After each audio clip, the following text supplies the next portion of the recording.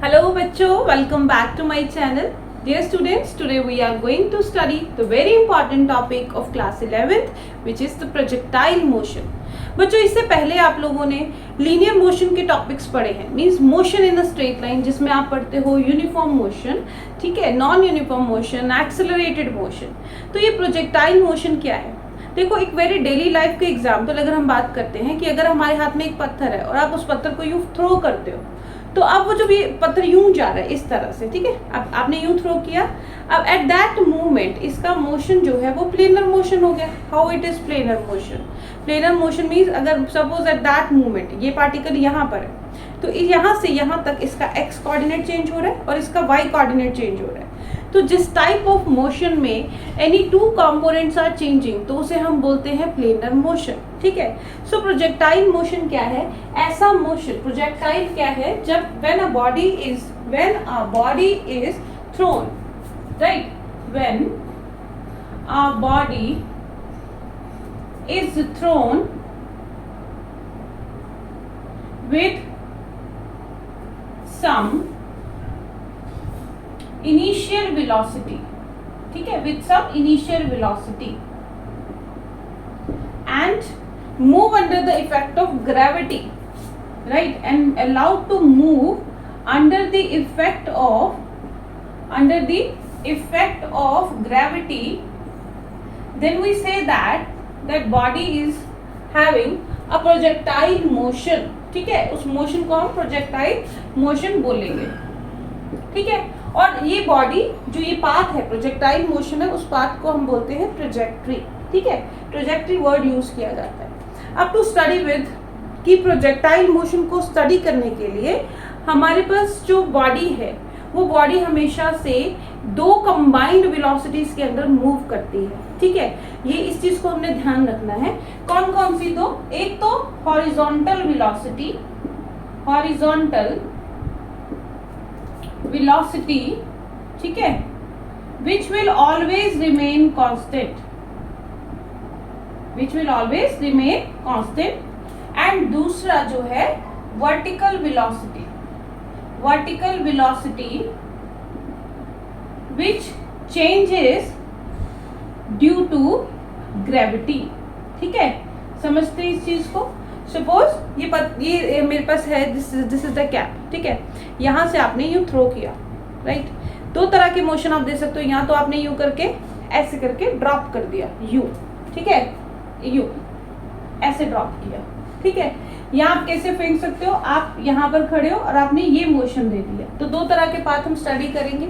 देखो, इस पॉइंट पे जब आपने यू थ्रो किया तो इसकी वेलोसिटी है ये, राइट, और यहाँ पर जब आपने थ्रो किया तो इसकी वेलोसिटी है ये. Direction of velocity is given by the tangent to that point, right. अब अगर हम देखें, जब ये पार्टिकल यूं जा रहा है, राइट, ऐसे जा रहा है, तो ये वेलोसिटी की वजह से इसका पाथ फॉलोड हो गया ये, बट फिर वो नीचे आ रहा है. किसकी वजह से आ रहा है? ग्रेविटी की वजह से आ रहा है. इसका मतलब कि एक फोर्स ऐसे है जो उसको नीचे की तरफ खींच रही है. एंड जब ये बॉडी नीचे की तरफ आएगी तो इसकी वेलोसिटी जो है वो कंटिन्यूसली इंक्रीज होगी ड्यू टू ग्रेविटी. तो एट एवरी मोमेंट इसके दो कंपोनेंट्स होंगे. एक तो ux which is the horizontal component and दूसरा uy which is the vertical component. इसे हम नाम vx एंड vy दे देते हैं बिकॉज u तो इनिशियल पॉइंट पर होगा. ठीक है. सिमिलरली ये कंपोनेंट, अगर इसके दो कंपोनेंट को रिजॉल्व करते हैं, eight that moment this is having ux और यहाँ पर इसका वर्टिकल कंपोनेंट हो गया u1. तो at every instant of time इसकी दो वेलोसिटीज होंगी, कंबाइंड इफेक्ट ऑफ दो. ठीक है, कौन कौन सी? ux and uy, vx and vy at an instant of time, vx and vy. इस पाथ में तो वेलोसिटी इज इंक्रीजिंग. ठीक है, लेकिन इस पाथ में जब आप ऊपर की तरफ जा रहे हो तो वेलोसिटी क्या हो रही है? कम हो रही है. एंड देन नीचे आते हुए due to gravity it is increasing. So basically when the projectile is there, जब बॉडी का मोशन प्रोजेक्टाइल मोशन है, प्लेनर मोशन है, एट दैट मोमेंट वो बॉडी मूव करती है under the effect of two combined velocity, one along the horizontal and another along the vertical, right. और हमने projectile motion को स्टडी करते हुए ये अजम्पशंस को भी ध्यान में रखना है. क्या अजम्पशन लेनी है? कि we are ignoring no air resistance should be there. Air resistance should be there. हम ये रेजिस्टेंस कंसीडर नहीं करेंगे, क्योंकि अगर वो कंसीडर करेंगे तो एट दैट मोमेंट जो कैलकुलेशंस है that will be completely change. ठीक है. और effect of rotation of earth will be ignored and so on. Means जो भी चीज़ों को मेजर करना पॉसिबल नहीं है, कैलकुलेट करना पॉसिबल नहीं है इन बिटवीन दीज, तो इन सब चीज़ों को हम इग्नोर करेंगे. Effect of rotation of earth is ignored. ठीक है. So now let us do the very first derivation of projectile, which is the projectile giving a horizontal projection, right? So the number one is projectile given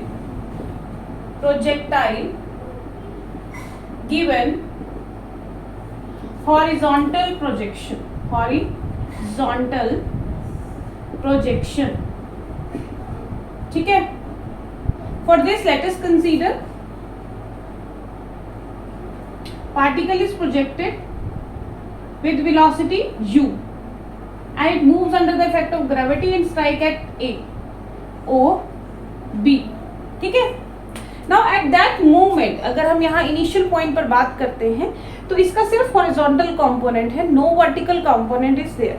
in means हम कह सकते हैं कि यहाँ पर ux तो u है but uy कितना है, 0 है. ठीक है. बट क्योंकि ये हॉरिजॉन्टल आगे की तरफ मूव कर रही है, इसका मतलब हॉरिजॉन्टल वेलोसिटी की वजह से इसका लीनियर मोशन होगा और वर्टिकल वेलोसिटी की वजह से ये नीचे की तरफ आ रही है. राइट. तो अगर हम बात करते हैं ux is u and uy is u, क्या आगे हमने क्या कंसीडर करना है, क्योंकि हॉरिजॉन्टल वेलोसिटी हमेशा कांस्टेंट रहेगी, इसका मतलब acceleration along the horizontal direction will be 0. Means ax is 0, right. लेकिन ay इज नॉट 0. यहाँ पर हम कह रहे हैं इनिशियल वेलोसिटी 0 है, एट एनी इंस्टेंट वेलोसिटी 0 नहीं है. ग्रेविटी की वजह से वो वेलोसिटी इंक्रीज हो रही है, इसका मतलब उसमें कुछ एक्सेलरेशन है, और वो एक्सेलरेशन कौन सी है, एक्सेलरेशन ड्यू टू ग्रेविटी. ठीक है. तो हम कह सकते हैं कि ay की वैल्यू क्या होगी, g. ठीक है. Now let us find out the equation of path. तो इसका पहला सब टॉपिक बनेगा equation of path. Equation of path of projectile.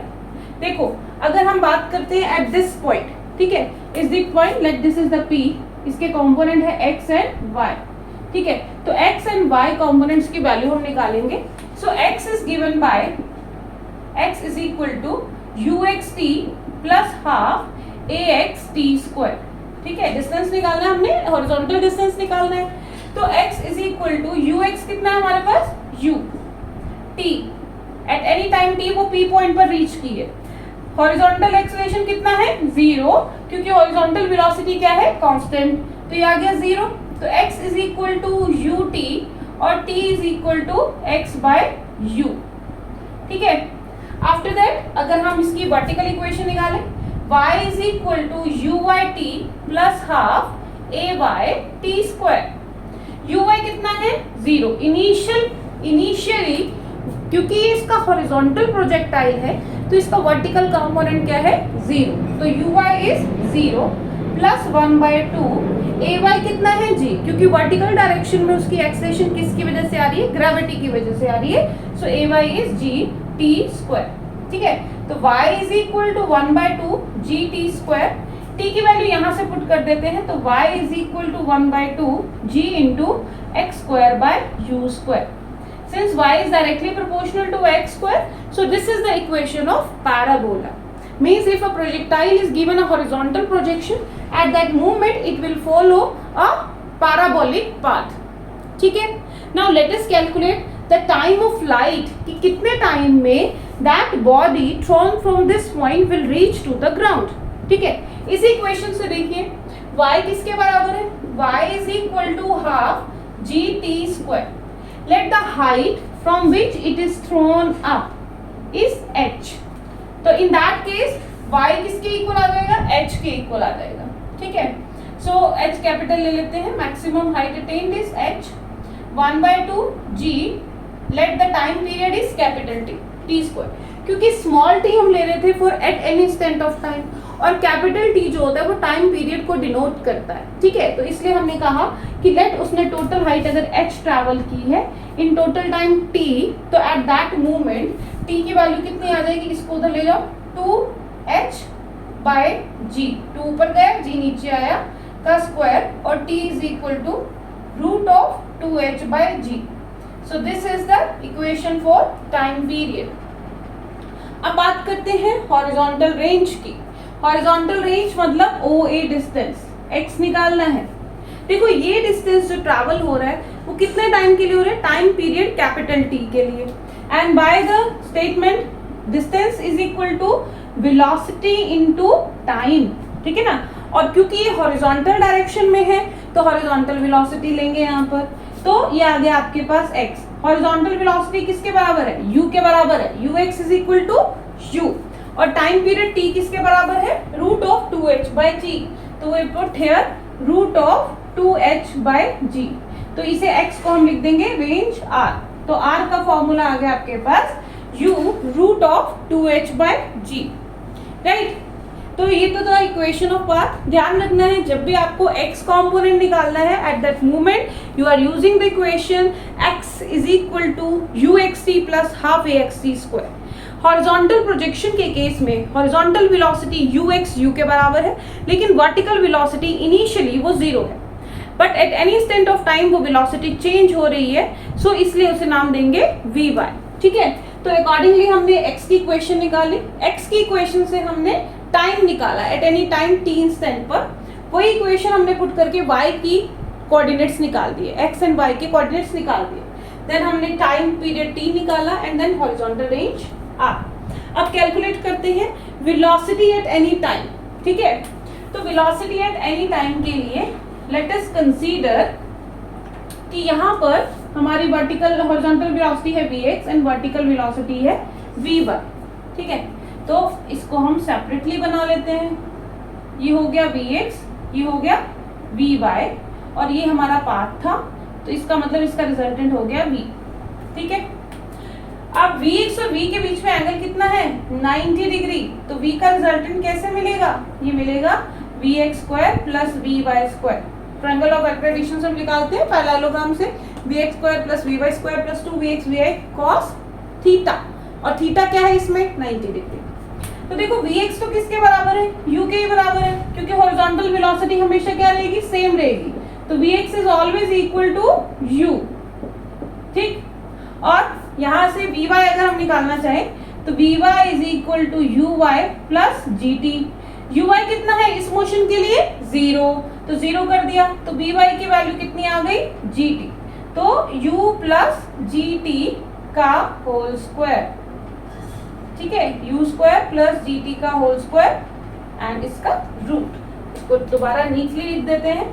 So v is equal to root of u square plus g square t square. So this is the formula for the velocity at any instant of time. So this was all about the projectile given a horizontal projection.